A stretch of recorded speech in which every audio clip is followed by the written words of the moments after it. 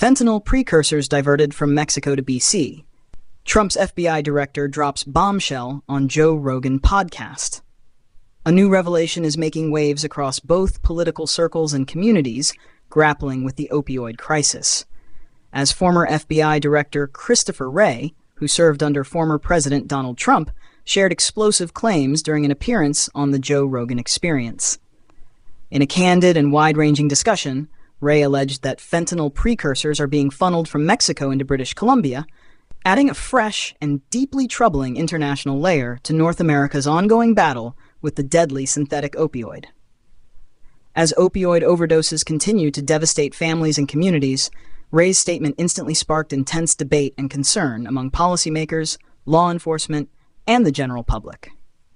Sitting across from Joe Rogan in his iconic studio, Wray spoke with a tone of urgency, painting a picture of criminal networks growing more sophisticated in how they smuggle key chemicals used to produce fentanyl, a drug responsible for a staggering number of overdose deaths across the United States and Canada.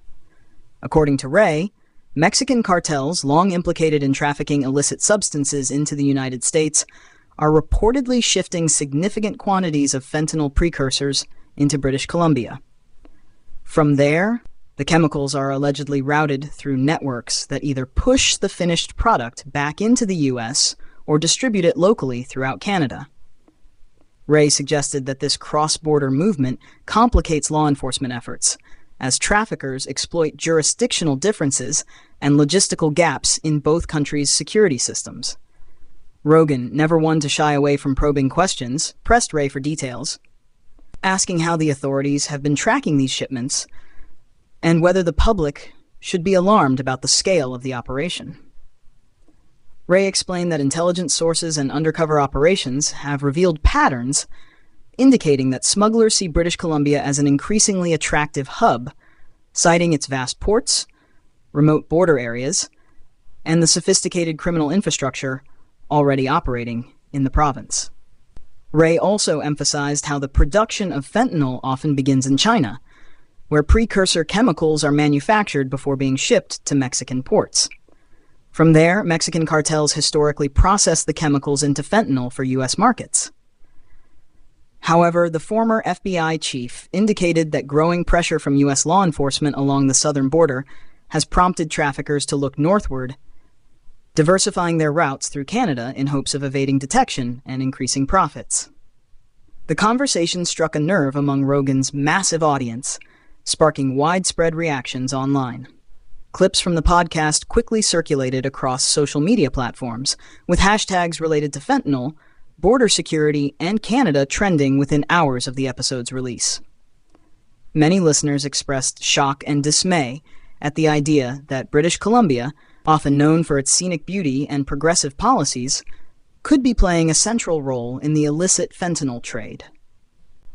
Public health officials in Canada have long warned about the escalating crisis surrounding fentanyl. British Columbia, in particular, has endured an alarming spike in overdose deaths in recent years, with synthetic opioids responsible for a majority of fatalities. Wray's claims could further intensify calls for action from both federal and provincial governments, potentially leading to renewed cooperation between American and Canadian law enforcement agencies. While Wray's allegations have not yet been independently verified by Canadian authorities, his reputation as a seasoned intelligence professional lends weight to his statements.